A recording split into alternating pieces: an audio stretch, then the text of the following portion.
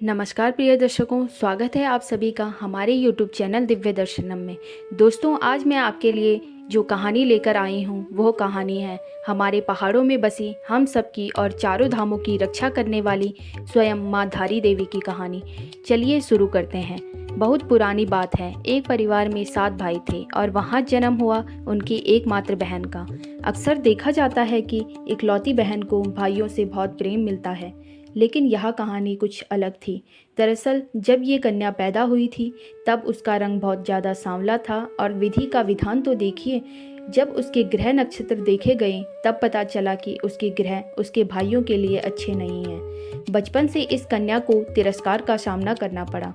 उसके मन में अपने भाइयों के लिए बहुत प्रेम था, लेकिन भाई थे जो उसे फूटी आंख पसंद नहीं करते थे। समय बीतता गया और एक घड़ी आई जब उनके माँ बाप गुजर गए। माँ बाप के गुजरने के बाद ना चाहते हुए भी सातों भाइयों ने अपनी छोटी बहन का ध्यान तो रखा, लेकिन उन्होंने अपने माँ बाप के देहांत का दोष भी अपनी छोटी बहन पर ही फोड़ा। उनके हिसाब से ये उसके ग्रह चाल ही थे जिसने उनके माँ बाप को ख़त्म कर दिया। समय का चक्र बढ़ा और जिंदगी में सामान्य तौर पर पड़ने वाली धूप छाँव में धूप की वजह भी उस कन्या को मान लिया गया। कुछ भी गलत होता तो सब सारा कसूर उस बच्ची को देते। उन्होंने उसे अपने परिवार का अपशगुन मान लिया था। वो मान चुके थे कि जब तक ये छोटी बच्ची है तब तक उनके जीवन पर कोई ना कोई संकट बना रहेगा। वो लड़की अपने भाइयों के लिए कुछ भी कर ले, लेकिन भाइयों के पास उसे बदले में देने के लिए सिर्फ नफरत ही थी। बुरा होने के डर में जीने वाले भाइयों की जिंदगी में आखिरकार बुरा होने लगा। 7 में से 5 भाइयों की अकस्मात मौत हो गई। ये देखकर बाकी के बचे 2 भाई डर गए। उन्हें लगने लगा कि उनके 5 भाइयों की मृत्यु की वजह कोई और नहीं बल्कि उनकी बहन ही है। ऐसे में वे और उनकी पत्नियां रात दिन उस बच्चे से पीछा छुड़ाने की तरकीब खोजने लगी। एक दिन उन्होंने मिलकर एक योजना बनाई और सोचा कि लड़की को मार देते हैं। उन्हें लगा कि बहन को मारकर सब ठीक हो जाएगा और उनकी जान पर जो संकट बन आया है वो ख़त्म हो जाएगा। फिर क्या था, एक दिन सबने मिलकर अपनी बहन की हत्या की योजना बनाई और रात में उन्होंने सोती हुई बच्ची का सर धड़ से अलग कर दिया और उसके मृत शरीर को अलकनंदा में फेंक दिया। लेकिन भाग्य की रची हुई ये कहानी अभी ख़त्म कहाँ हुई थी। ये तो मानो एक नई युग की शुरुआत थी। अगली सुबह उस कन्या का गला बहते हुए कल्यासौर नाम की जगह पर धारी गांव के पास अलकनंदा नदी के बीच में एक पत्थर पर अटक गया, जहां एक आदमी ने देखा कि नदी में एक लड़की बहती हुई आ रही है।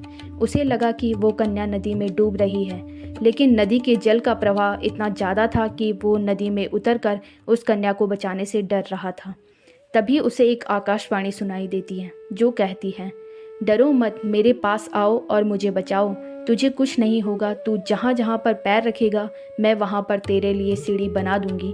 और देखते ही देखते नदी में सीढ़ियाँ उत्पन्न हो गई। कहा जाता है कि कुछ समय पहले ये सीढ़ियाँ यहाँ पर दिखाई देती थी। आकाशवाणी की बात मानते हुए उस व्यक्ति ने कन्या को बाहर निकालने की कोशिश की, लेकिन जैसे ही उसने उसका सर पकड़ा तो देखा ये तो लड़की का सिर्फ सिर ही सिर है। ये देखकर वो व्यक्ति डर गया, लेकिन उस समय इस कन्या के शीश ने उस व्यक्ति को बताया कि वो शक्ति का रूप है और उसके शीश को पास के शिला पर स्थापित करने का आदेश दिया। वो व्यक्ति समझ गया कि ये सच में कोई और नहीं, माँ शक्ति ही है। उसने उस शीश को वहीं पास रखी शिला पर स्थापित किया और इस तरह से यहाँ माँ धारी देवी की आराधना होने लगी। माँ धारी देवी का यह मंदिर किसी चमत्कार से कम नहीं है। यहाँ पर मंदिर में मौजूद माता की मूर्ति दिन में 3 बार रूप बदलती है। कहते हैं कि सुबह ये मूर्ति कन्या के रूप में नजर आती है, दोपहर के समय मूर्ति का रूप युवती की तरह हो जाता है और शाम को ये बूढ़ी महिला की तरह दिखती है। मंदिर से जुड़ा ये नज़ारा देखने में बहुत ही हैरान करने वाला होता है। तो दोस्तों, ये थी माँ धारी देवी से जुड़ी एक लोक कथा। उम्मीद है कि हमारे पहाड़ की थाती से जुड़ी ये लोक कथा आपको पसंद आई होगी। अगर पसंद आई तो कमेंट करके आप हमें ज़रूर बताएं। धन्यवाद।